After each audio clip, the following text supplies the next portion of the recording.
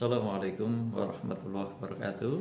Sobat Mendaras Hukum Keluarga yang saya hormati, saya muliakan. Semoga kita semua dalam keadaan sehat walafiat, bahagia, tiada kurang suatu apa. Pada kesempatan kali ini saya akan menyampaikan atau mengutip satu kisah yang bisa Anda temukan di kitab tafsirnya Imam Al-Qurtubi, Al-Jami' li Ahkamil Quran, hubungannya dengan menikah dan bercerai. Al-Kisah diceritakan ada seorang, katakanlah santri, usianya sudah cukup, dalam keadaan masih miskin. Dia curhat sama gurunya atau kiainya, "Pak Kiai, saya miskin, apa saran Pak Kiai untuk saya?" Pak Kiai memberi saran, menikahlah. Akhirnya perintah Pak Kiai untuk menikah segera dijalankan oleh anak muda tadi. Selang beberapa tahun, anak muda itu dengan agak kesal, katakanlah, matur lagi sama Pak Kiai, "Pak Kiai, saya sudah menikah, saya sudah menjalankan saran Pak Kiai, tapi kok saya masih miskin Pak Kiai, bagaimana ini?"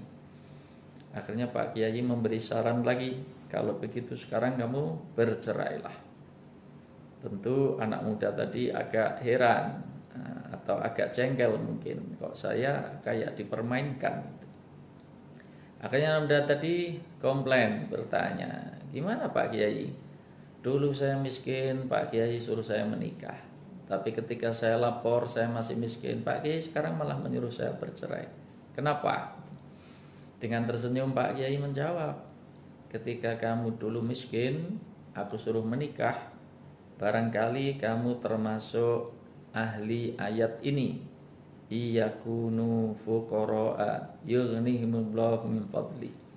Kalau dia dalam keadaan fakir, Allah akan mencukupi dari karunia-Nya. Nah, saya pikir kamu termasuk ahli ayat ini. Ternyata setelah kamu jalani beberapa tahun kamu tetap miskin. Nah, saya teringat ayat yang satunya lagi, wa iyatafarraqa yughnillahu kullam min sa'atih. Kalau keduanya itu memilih bercerai, berpisah, maka masing-masing Allah akan cukupi dengan karunia-Nya. Nah, barangkali atau kamu termasuk ahli ayat ini, makanya saya suruh untuk bercerai.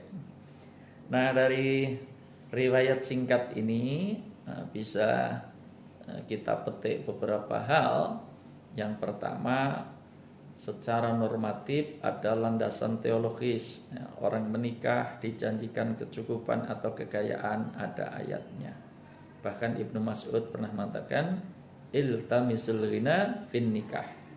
Carilah kekayaan itu melalui pernikahan. Tetapi ada juga ayat yang menjanjikan kalau ada orang bercerai karena satu lain hal, karena sudah tidak ada kecocokan. Nah, itu kalau misalnya bercerai baik-baik, berpisah baik-baik, tentunya setelah upaya untuk didamaikan juga gagal, ya Allah juga berjanji untuk mencukupi keduanya. Jadi masing-masing punya landasan normatif teologisnya. Sekian, semoga ada manfaatnya. Salam mencerahkan. Assalamualaikum warahmatullahi wabarakatuh.